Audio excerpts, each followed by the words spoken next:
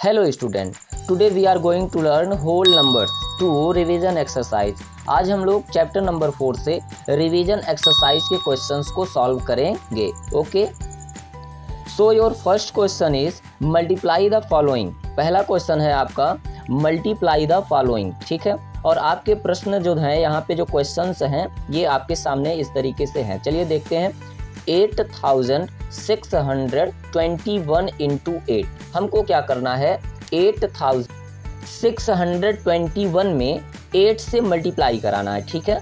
तो इसका आंसर आएगा 68,968। ओके, तो ये कैसे हुआ है चलिए हम आपको करके बताते हैं। ओके, सो स्टूडेंट हमारा क्वेश्चन क्या है 8621 इंटू 8, ठीक है।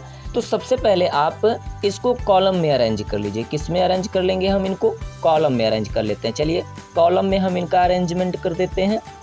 8621 इंटू, अब हमको क्या कर देना है इनका मल्टीप्लाई कर देना है, ठीक है। मल्टीप्लाई कैसे करते हैं पता है आपको? तो चलिए करते हैं।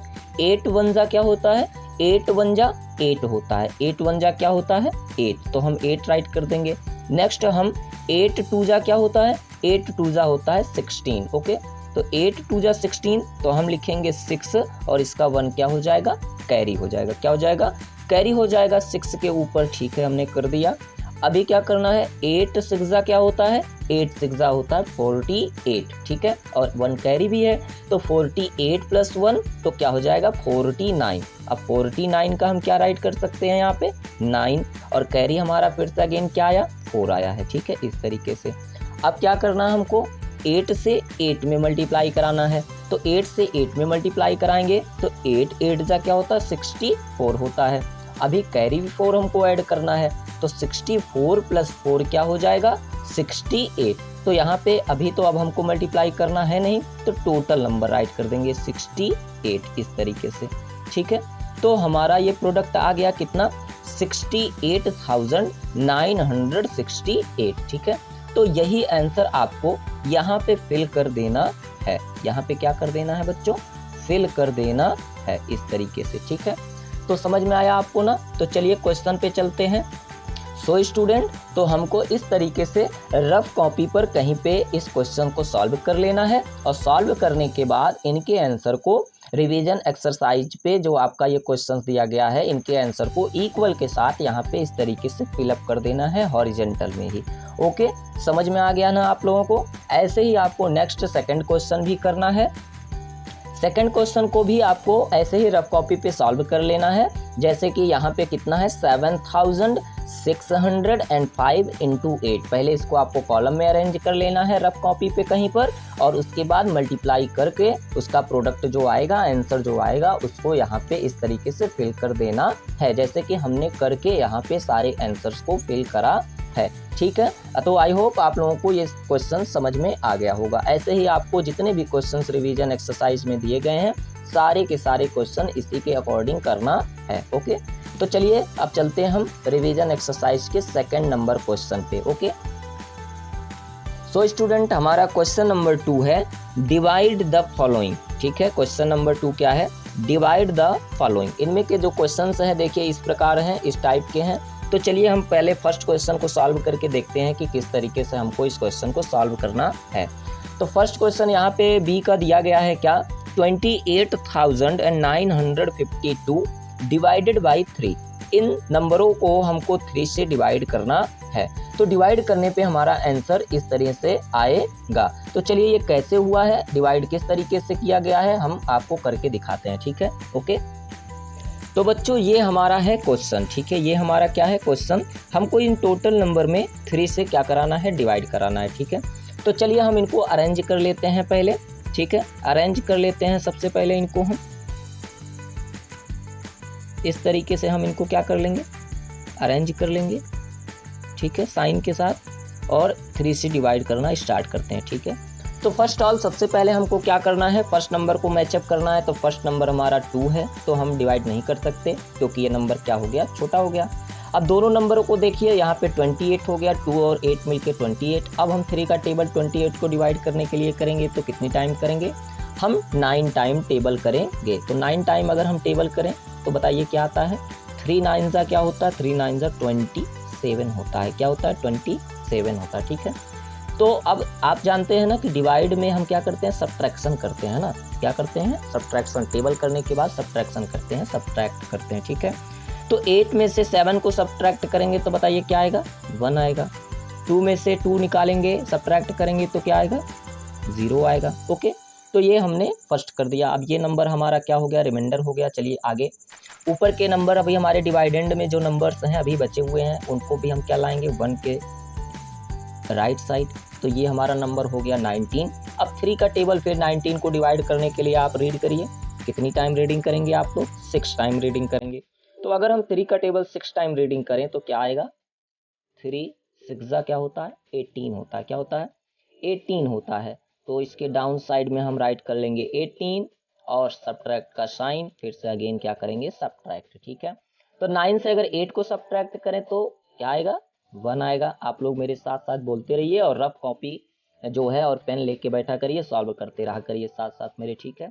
तो यहाँ पे 1 में से 1 निकालेंगे तो क्या हो जाएगा, 0 हो जाएगा, ठीक है। फिर से हमारा क्या आ गया है, नंबर 1।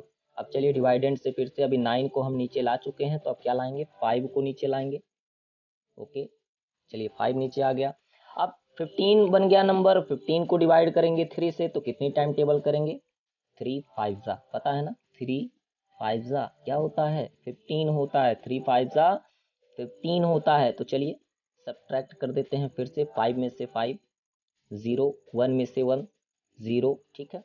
अभी क्या हुआ, ये तो दोनों नंबर 0 हो गए। अब डिवाइडेंड में हमारा एक स्मॉल नंबर बचा हुआ है 2, क्या आ गया 2, ठीक है।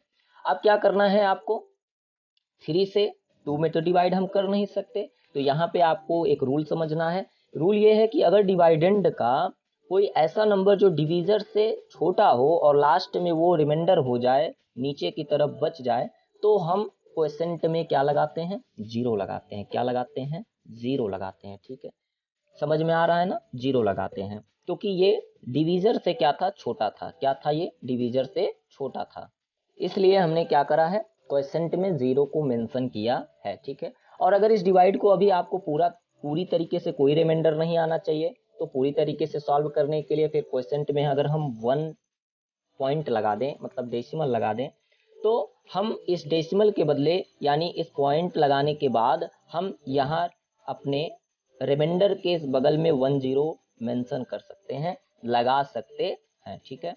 तो अब ये नंबर हमारा हो गया है क्या, 20। अब हम 3 का टेबल फिर से 20 को डिवाइड करने के लिए करेंगे। तो बताइए कितनी टाइम डिवाइड हम करेंगे, कितनी टाइम टेबल करेंगे, तो हम टेबल करेंगे 3 का 6 टाइम, ठीक है। तो 3 6 जा क्या होता है, 18 होता है। 3 6 जा 18 होता है। तो चलिए फिर से सब्ट्रैक्ट करते हैं। यहाँ पे 0 से 8 तो सब्ट्रैक्ट हो नहीं सकता, तो इसलिए हम क्या करेंगे, यहाँ पे कैरी देंगे इसको, है ना, बोरो लाएंगे या उधार मांगेंगे इससे।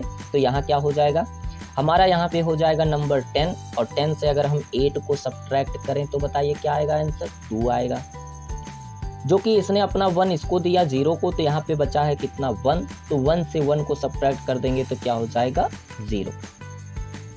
अब आप देख रहे हैं कि फिर से रिमाइंडर हमारे पास 2 आया है, ठीक है। अगर हमने क्वोशेंट में 1 टाइम डेसिमल को मेंशन कर लिया, पॉइंट को लगा दिया, तो उसके बदले हमको 10 की अगर ज़रूरत है तो हम यहाँ पे 10 लगा सकते हैं, केवल और केवल 1 0, ठीक है। इस पॉइंट के बदले यहाँ पे हम 10 मेंशन कर सकते हैं, ठीक है। समझ में आ रहा है ना।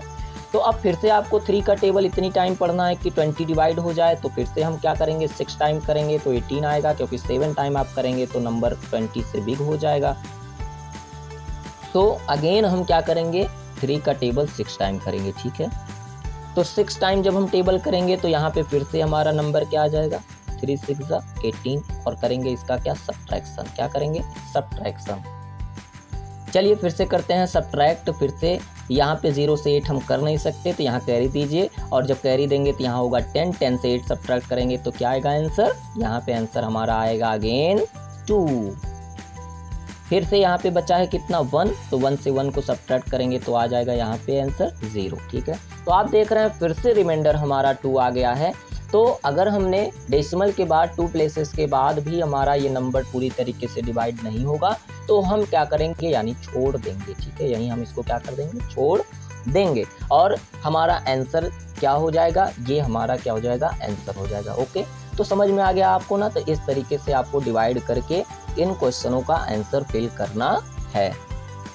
तो स्टूडेंट, अभी हमने देखा कि डिवाइड कैसे सॉल्व करना था, तो हमने डिवाइड को सॉल्व किया, आपको समझ में आ गया होगा। तो इसी तरीके से आपको सारे क्वेश्चंस का डिवाइड रफ कॉपी पे सॉल्व कर लेना है और सभी डिवाइड को सॉल्व करके उसके क्वेश्चन को इसके सामने इक्वल करके राइट कर देना है, इसके आंसर को इसी के सामने राइट करना है।